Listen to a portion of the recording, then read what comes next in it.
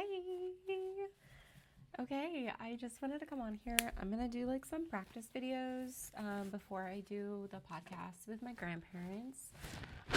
So big news, I am starting why is my voice sounding like this? I don't know what I'm doing. I am going to record the first episode with my grandparents on Thursday. I really wanted to do it tomorrow, but my grandparents have stuff going on. And then I said Wednesday, but we're going to take our two big kids to do something fun for spring break because they're out of school. And we don't get to do a lot of like fun stuff with with the olders because we're always like, the littles need us more, like they're at that age. 7, 6, and 3. Well, almost 3. Corinne will be 3 next week. So anyways, we're going to take advantage of the other two being in school and we're going to take the olders to go do something fun. So I'm going to record with my grandparents on Thursday. I really wanted to do it tomorrow, and this is why, because Easter's Sunday. A lot of our family will be together for Easter, and I really wanted to like premiere the first episode. I mean, it's not going to be the first episode because I did like an episode 1 and a pilot, but it'll be like the first long form episode. I need an office that has doors because I have tried to record this video now 3 times, and every time I start recording and I start talking, my kids come in here. I'm gonna have to record when they're at school because things that I want to talk about, I can't because they're here, and here another one. I don't care, dude. You don't have to ask me. I'm just saying, don't eat a wrap because Dad made those for his lunches. Sorry, am I interrupting you? You're fine, buddy. Sorry. There's nothing to be sorry about. Anyways, I wanted to premiere the episode on Easter with a lot of my family who's going to be celebrating at my grandparents' house because I just thought it would be like a fun experience for everybody to be able to see. But change of plans. I got to record on Thursday with them. I think I'm hoping though, because like Fridays are a slow. My one like the biggest client that I have is a half day Friday.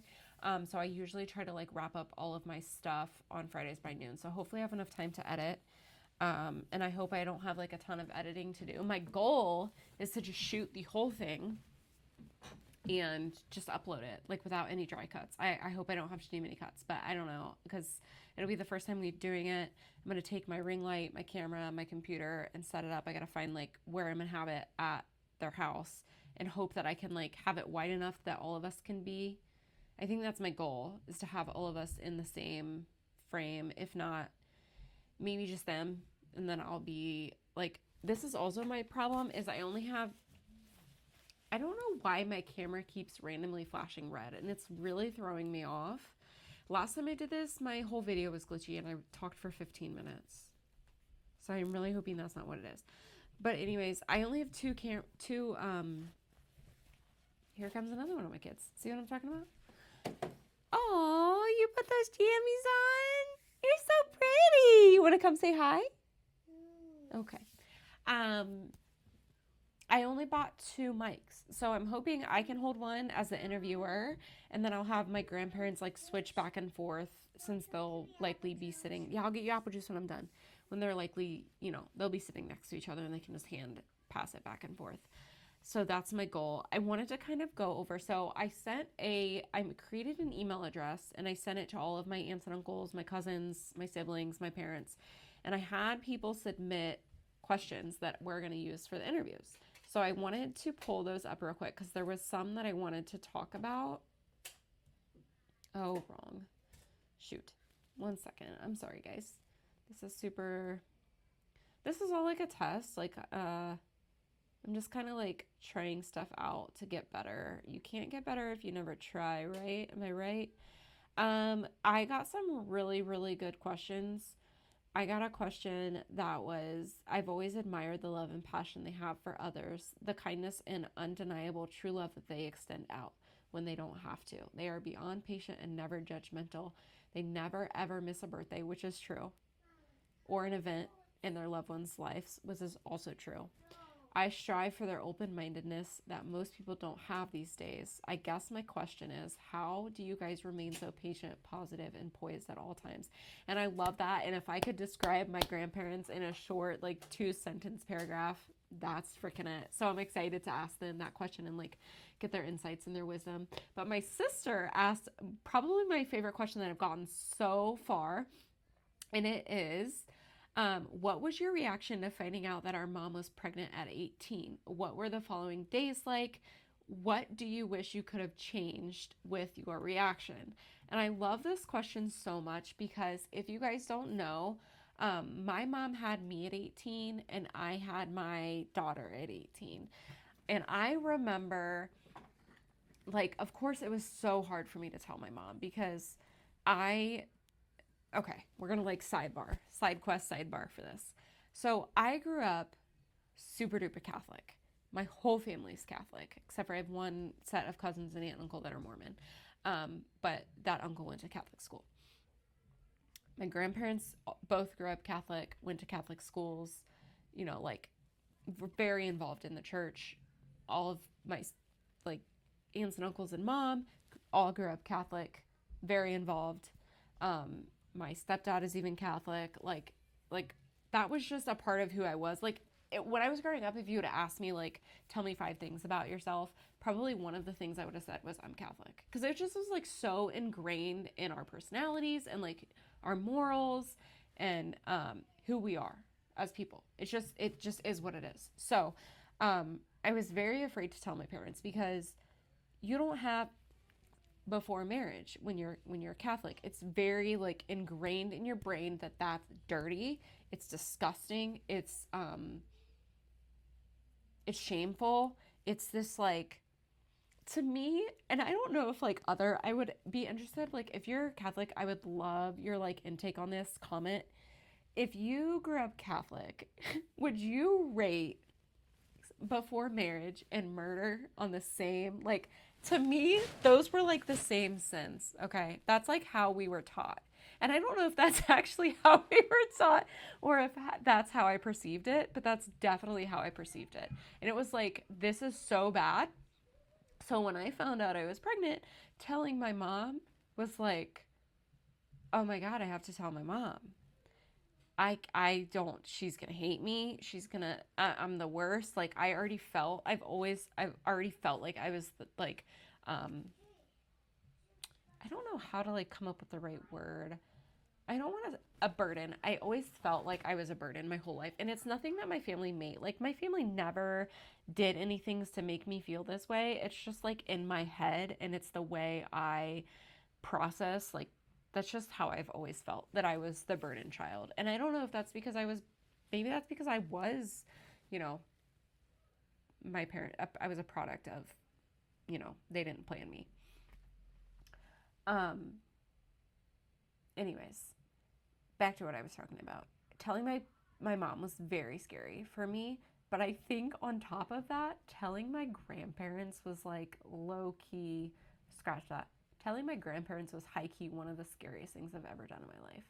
Because my grandparents, I knew their opinion on things and I knew that I was going to disappoint them. And I don't like disappointing people. I am a people pleaser to my freaking core, okay? So telling them was so hard. And so I can only imagine how my mom felt telling them. And my aunt, I'm pretty sure my aunt had one of my cousins before she was married, but she was older. I think she was like in her younger 20s, which like wasn't as, I mean, I'm sure it was like very much a big deal, but like being in your 20s and being 18, like my mom had me literally right after she graduated. She was super pregnant with me at prom. Like I at least found out, I'm pretty sure I got pregnant at prom. Well, not at the actual dance, but you know what I mean.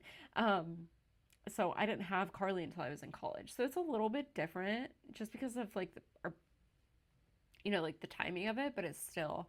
So anyways, that was a crazy side quest. I'm really interested to see like how my grandparents felt, if they would change anything, if their opinions have changed at all.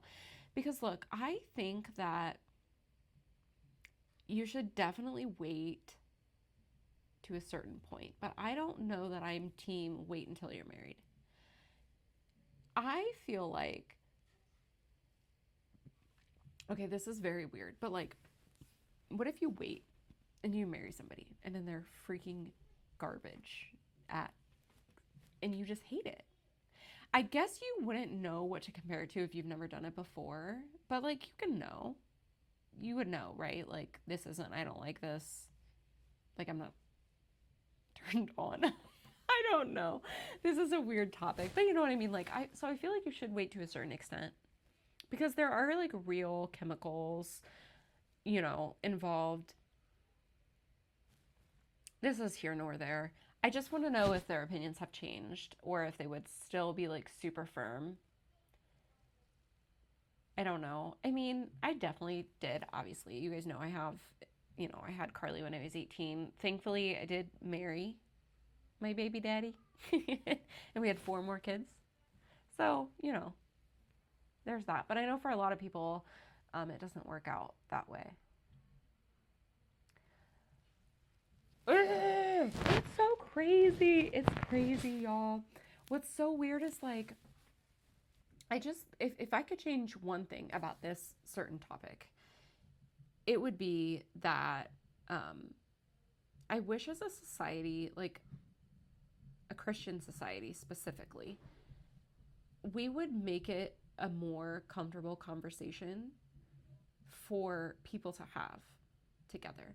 Because here's the thing. I didn't talk to my mom about any of these things growing up. I would never, because it was a shameful topic to talk about. So like I was made to feel like anything, and I'm not blaming my mom for this. I'm blaming the way that our belief system was. Okay. It was a shameful subject to talk about, and so you don't bring it up because how dare you even think about that? And I actually remember like in my PSR classes, like my teachers made me feel like you're trash if you even think about it. How dare you? So I was never going to bring it up to anybody. So I talked to friends. I was influenced by friends, by my peers, by anybody at my school that was already doing these things. And to be fair, they probably didn't even share the same morals as me. Also, I had daddy issues, so I acted okay. Anyways, if there's one thing I could change, it's that we made these conversations more acceptable, more comfortable, and more available for young people. Because if it's one thing that I do as a parent, I hope and I pray that my kids feel comfortable to come to talk to me. I've had conversations with Carly already based around these kind of things because I want her to be able to come to me, and I want to shape, inform, and influence my kids based on how we feel, not on what society tells us to feel. Not what the church tells us to feel, although that's like definitely like plays a big role in our beliefs. But for me, it's less black and white and there's more gray. And I want us to find like a culturally, but also not culturally acceptable. I feel like that's not what I mean. I just want to find a good, perfect mix of life isn't black and white is all I'm saying on that. Okay. We've talked enough about this. There were a couple other questions that were sent. I'm going to send one more push out to my cousins and my aunts and uncles and everybody and hope to get a few more questions. It doesn't really matter. I think I got, let me see. I think I got at least 5 emails with questions. So I am hoping to get some more, but I feel like a couple of the questions could last us a whole episode. So I will obviously put the episode out after I'm done, and you guys will get to see it. Okay, I'm super excited. This is like the most fun project I've ever done, and I feel like it's so near and dear to my heart, and I just cannot wait to see it come to fruition. I also wanted to talk about what I'm watching. Okay, and it's called Company Retreat, and if you watched Jury Duty, you're going to want to watch Company Retreat. Okay. I will say like Jury Duty is more my favorite, but I don't know if it's because it's the original, and sometimes it's like so hard to recreate the original, right? It's like The Office without Michael Scott. Like it still was good and I still watched it and I loved it, but it wasn't The Office with Michael Scott. You feel me? Anyways, Company Retreat. It is about a company retreat. It's a mom and pop, like small family owned business who takes their company on a retreat. Okay, exactly what I said. What? I came home because my foot hurts too much. Okay. Okay. Hi, guys. It hurts so bad. I'm going to go lay up in my bed. Okay. Watching this. Anyways, Company Retreat is a show where a mom and pop family run business takes their company on a week-long retreat. And y'all, that seems so, a whole week? A week? I guess I've only worked one corporate job and it was like a big business. I mean, I wouldn't say like a giant business, but there was 1,000 of us at the home office and then other people that worked in other branches and whatever, et cetera, et cetera. So like we wouldn't have went on a company retreat. It just isn't feasible. But in this show, it's like 12 or 15 people. They go on a week-long retreat. They stay in like cabins. You know, they have individual rooms, but they do like team building and there's like a pool day. And y'all, I am not swimming with my coworkers unless my coworker, you know, is somebody hot. I can't, why can I not think of a single person? Ryan Gosling. Unless my coworker is Ryan Gosling, I'm not going to a pool day with my coworker. Oh, Ryan Gosling, that reminds me, I really want to see Project Hail Mary. Like that's top tier on my list of things I want to do. I've heard that it's freaking amazing. Company retreat. So it's so good. It's so funny. Like everybody's an actor except for one guy. And I just cannot like, and he's the sweetest guy. And it's so funny, but also very inappropriately funny. But jury duty, it has, you know, holds a place in my heart. And if you guys wanted a fun fact about jury duty, my neighbor is friends. Like her parents were best friends with the judge from jury duty and his wife. So I was complaining to my neighborhood moms. We have a group chat called the Momfia, which is like hashtag suburbia life, you know? And I was complaining because I got called for jury duty. And it was when I was breastfeeding Corinne. Jeremy, my husband, works 12-hour shifts, and our other kids, like, I didn't have a babysitter. So I was like, what? It was during the summer, I think, is when I would have had to serve. And I was like, we can't afford for my husband to take off work for me to go to jury duty for 2 whole weeks. And like, I can't get a babysitter. What am I supposed to do with Corinne? She's exclusively breastfed. I don't know what to do. So I was complaining to her, and she's like, and she already knew that I loved Judge Allen. Like, she knew that. So anyways, he called me, guys, on my cell phone, Judge Allen from jury duty. Because if you didn't know, he's a judge in real life. He called me and he gave me all these tips to get me out of jury duty. And it worked. It worked, y'all. I did not have to serve on no jury, which is funny. It's a funny flex because I actually am a true crime girly, and serving on jury duty is like, I've said this so many times. I feel like I need to knock on wood because watch, I'm going to get summoned. I freaking know it. But I would love it. Actually, I want to be on a murder trial. Although maybe I take that back because I love people too much and I'd be too sad. Anyways, he called me. He gave me the tips. I got out of jury duty. My neighbor went and visited him last summer and he sent me an autograph. It's like the biggest fangirl moment I ever had. It's in my office. It's above this Columbus sign. It's above that. I didn't frame it, but it's up there and it's my fave. It's my fave. What else? Oh, I don't know. Oh, the Harry Potter series. What are we thinking? What are our thoughts? So I am a Harry Potter girly. I read all the books. I've seen all the movies. I'm excited for the show. I hate that it comes out on Christmas because we're so busy on Christmas that like I'm not going to be able to watch it when it comes out, and then I'm going to have to worry about spoilers and whatever else. So I'm a little bit bummed about that. I'll probably watch it, you know, maybe Boxing Day because like we don't celebrate Boxing Day. And it's usually the day where like my kids are all occupied playing with their toys anyways, and my husband works most likely always. So I'll watch it. But like, what are our thoughts? A lot of people are really annoyed by Snape, and like, I don't really care. It doesn't bother me either way. Like, if they want to get woke, get woke.